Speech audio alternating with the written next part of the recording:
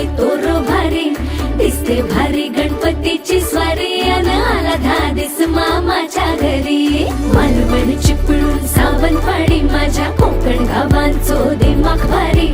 दिसते भारी गणपतीची स्वारी माझ्या कोकणा वाटे तुम्ही वलवा गाडी धमा धमान हाका गाडी माझ्या कोकणचो रस्तो